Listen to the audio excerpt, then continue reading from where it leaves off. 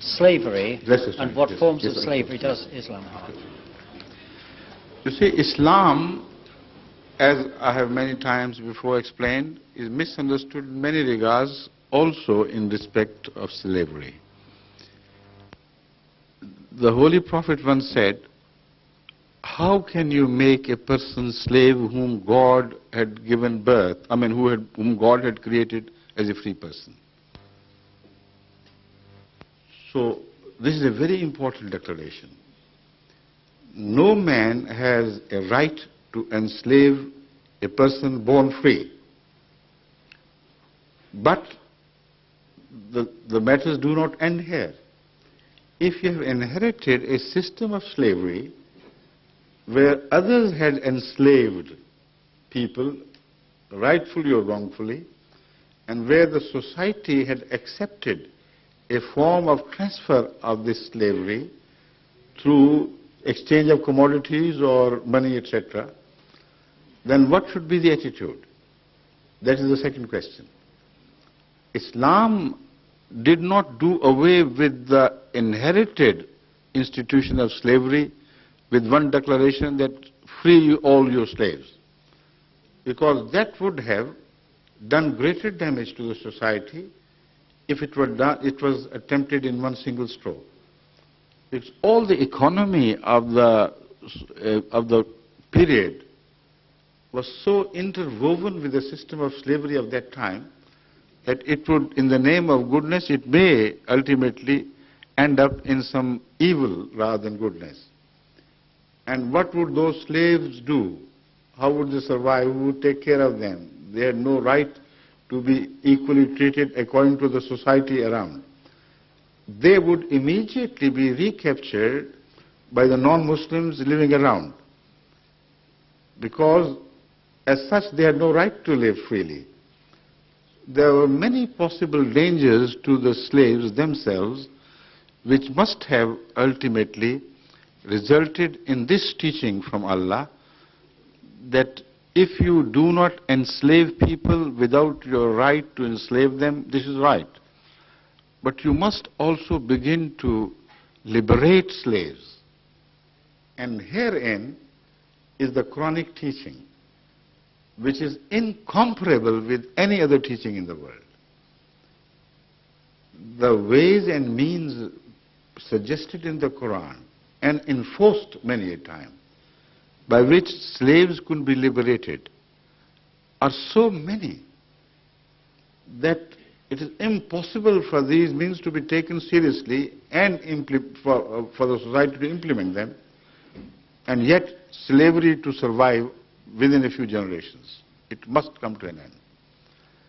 For various small crimes, mistakes, follies, this and that, omissions, the remedy suggested by the Quran is free a slave, liberate a slave. And then the Holy Quran says that the best people in the sight of Allah are those who liberate slaves. So this resulted in a mass movement among the Muslims for the liberation of slaves. And when there was no other means legally to turn the free people into slaves, then automatically slavery must have come to an end.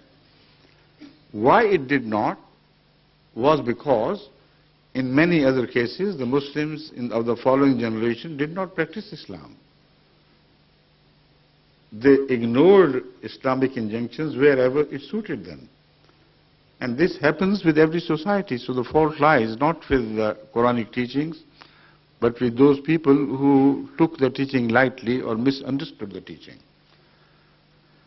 Now in this regard, teachings regarding slaves also must be understood according to the Quranic injunctions and the ahadith, that is the traditions or instructions of Hazrat Muhammad himself and his practice. According to Islamic injunctions, the picture which emerges is that if you have a slave, you must treat him with honor, with equality, You must feed him with the food with which you feed your own family. You must dress them in a manner that you dress your own family members. You must not speak harsh words to them. If you strike them, you may earn the wrath of Allah. And the only remedy for this, if you have done it being carried away by your sentiments or passion, anger, is to liberate the slave. Now this was done so repeatedly and consistently by Hazrat Muhammad Sallallahu Alaihi Wasallam that there are many an example where a slave committed a mistake and somebody lost his temper and struck him. And once it happened many times, but it so happened that Muhammad Sallallahu Alaihi Wasallam himself was coming in the direction of the person who was striking his slave. Not viciously to the degree that he could have broken his legs or things, but he struck at him. And Hazrat Muhammad Sallallahu Alaihi Wasallam shouted, he didn't shout normally, but raised his voice and said, Abu Masood, Abu Masood. Oh, what is happening? He understood the tone of urgency and displeasure. And he turned and he paled at seeing his impression. He said, O Prophet of Allah, I liberate this slave immediately now. He said, had you not done this, you had earned hell. So the attitude towards slaves is also so important that the slavery does not become as heinous to look at if the slavery is practiced in the short term that it is practiced, should be practiced in Islam, according to the instructions of the Holy Quran. And the love that was generated because of this teaching between slave and the master was so intense sometimes that given the opportunity of liberation, the slaves themselves would reject to benefit from that.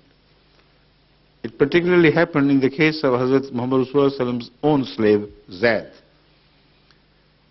His parents were some nobles from perhaps Persia or some other country, who had lost their son, and they didn't know much about him, where he had gone and disappeared. When the fame of Islam spread far and wide, they heard the name of their own son mentioned in relation to the Holy Prophet.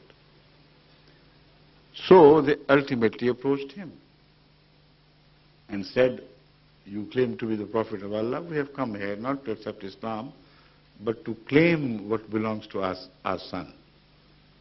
So he said, yes, he's yours for the taking, no problem. He called Zaid and said, here are your parents, and I with all with all my heart, I permit you, without any reservation, to go with them and return to your home and your own land.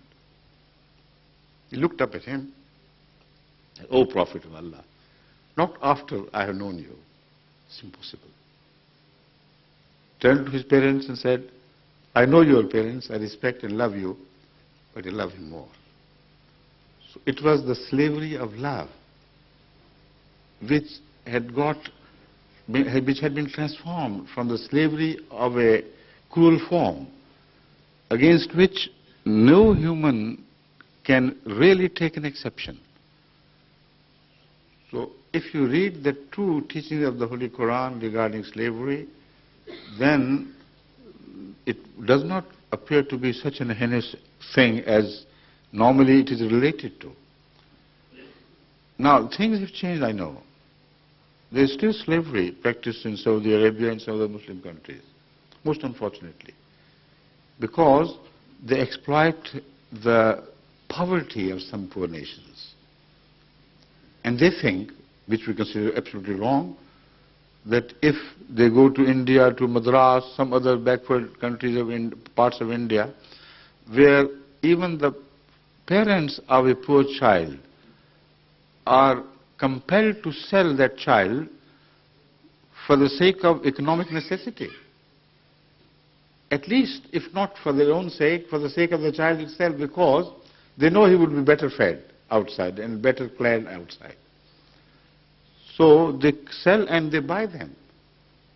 But the interesting thing is that except for a few cases in Sheikhdom, most often in Saudi Arabia, the slaves are treated with such equality that those Ahmadis which have been there, which have been moving in and out of the palaces of the princes, they have borne witness to me that we have seen the slaves to be clad like them, to be sitting on the same sofas, sharing the same style of life, so much that sometimes it was very difficult for us to find which was the master and which was the slave.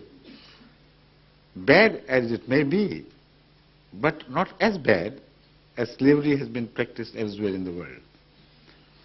Particularly, as I've mentioned, the earlier periods of slavery, forced enslavement of people of Africa, and the torture they suffered.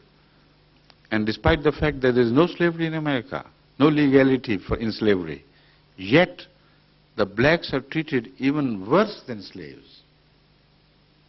Somehow, very cleverly, they're kept at a third or fourth rate level, and they're rotting in slums, and there's no hope for their rise to the equal level with the whites. So this is unwritten slavery, but much more heinous than the slavery practiced in Saudi Arabia, for instance. Because a whole people have lost the purpose, direction, the end product of their life. And that is why, with people like Farrakhan and so on, they are capable of gathering even 1 million people by way of protest. They're misled, I know. When I go there, I meet the leadership and I tell them this is no way of liberating yourself. The best way is to liberate yourself from the evils and ills of the society. Liberate yourself from the crime.